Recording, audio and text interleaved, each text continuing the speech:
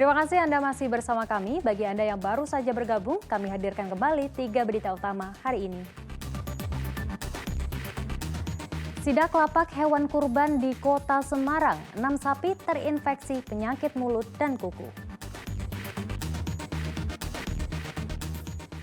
Jembatan Sungai Pemali sisi utara direnovasi selama 10 bulan. Menikmati fenomena embun es di dataran tinggi Dieng.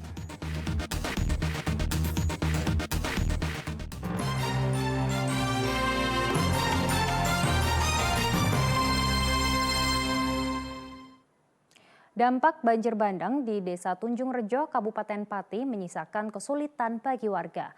Mayoritas rumah warga rusak parah, bahkan tak ada biaya untuk memperbaiki rumah karena uang mereka terbawa banjir.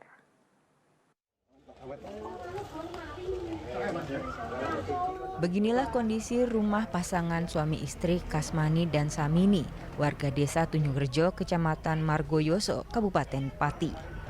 Rumah mereka kini tinggal puing setelah diterjang banjir bandang pada Senin malam. Seluruh barang berharga hanyut terbawa banjir. Selain rumah Kasmani, 4 rumah tetangganya juga hilang tersapu banjir. Kasmani mengatakan banjir datang saat ia dan istrinya sudah tidur. Tiba-tiba air deras datang dan merobohkan dinding rumahnya. Bahkan Kasmani nyaris terbawa arus banjir. Satu orang itu tidak banggani, tidak mampu. Terus 3 orang, yang satu nyangkut pagar, yang 2 megang saya. Berarti di dalam rumah tidak ada barang-barang yang bisa diselamatkan, Pak? Tidak bisa, nggak sempat lah. Nggak sempat ya? Iya, apa aja yang hancur, Pak? Wah. Yang rusak? Itu ompreng. Semua barang ya? Iya, ompreng, wajan, wis tetek enggak dapat lah. Hilang semua. Kasmani tak dapat berbuat banyak. Ia tak dapat membangun rumahnya karena uangnya juga tersapu banjir. Kasmani dan warga Desa Tunjung Rejo kini hanya berharap bantuan dari pemerintah daerah. Sementara tanggul yang jebol kini sudah mulai diperbaiki. Sedikitnya 50 rumah warga terdampak, 26 mengalami kerusakan ringan, 11 rusak parah, dan 5 rumah warga hilang tersapu banjir. Taufan Yuda melaporkan dari Kabupaten Pati. Jembatan Sungai Pemali sisi utara di jalur Pantura Kota Brebes direnovasi selama 10 bulan. Guna mengantisipasi kepadatan, sejumlah rekayasa lalu lintas telah disiapkan.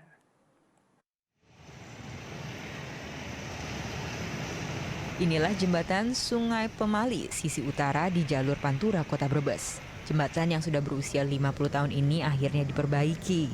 Namun jembatan dibongkar total karena akan dibangun konstruksi jembatan baru. Kepala Bina Marga Wilayah Jawa Tengah memperkirakan perbaikan jembatan Pemali sisi utara akan memakan waktu 10 bulan. Selain mengganti konstruksi, posisi jembatan juga akan ditinggikan. Sehingga jembatan yang dibangun sekitar 1970-an ini baru akan rampung pada April 2023 mendatang. 50 tahunan ya. Nah, itu sudah melewati umur rencana. Dan ini merupakan program pemerintah dari PU Pusat bahwa semua jembatan C yang ada di Pulau Jawa, terutama di lintas Pantura ini akan dilakukan pergantian. Yang ada itu bukan cuma hanya di Provinsi Jawa Tengah, tapi di Jawa Barat, Jawa Timur pun ada. Si jembatannya nanti akan menggunakan gider baja komposit, bukan lagi rangka. Mengantisipasi kemacetan karena penutupan jembatan, Satlantas Polres Brebes merekayasa lalu lintas. Semua arus kendaraan dari arah Jakarta akan dialihkan ke jembatan Pemali sisi selatan. Begitu juga sebaliknya dari arah Tegal juga akan dialihkan ke jembatan sisi selatan. Sementara untuk kendaraan berat dari arah Jakarta akan dialihkan ke tol Brebes Barat atau Jalan Lingkar Utara. Dan kendaraan berat dari arah Tegal juga akan dialihkan ke tol Brebes Timur. Sewaktu-waktu ada kepadatan atau kemacetan, anggota saya langsung kita bergerak lapangan. Tetap kita standby juga di pos pasar. Ada 2 anggota memantau arus, kira-kira udah ada antrian panjang kurang lebih 1 kilo, kita tarik biar tidak ada kemacetan. Karena ini jantung kota Brebes. Kita mengantisipasi kemacetan. Untuk pelaksanaan rekayasa lalu lintas, jajaran Satlantas Polres Brebes menyiagakan 4 titik. Di tol Brexit Tol Timur, Brexit Tol Barat, jalur Pantura Lingkar Utara, dan sekitar jembatan Pemali sisi selatan. Pos siaga akan berjaga selama 24 jam untuk mengantisipasi kepadatan arus kendaraan. Surgiartono melaporkan dari Kota Brebes. Dampak kasus di ibu kota ternyata sampai di daerah. Operasional kafe dan bar Holy Wings di kota Semarang ditutup. Penutupan ini merupakan inisiatif dari pihak manajemen Holy Wings.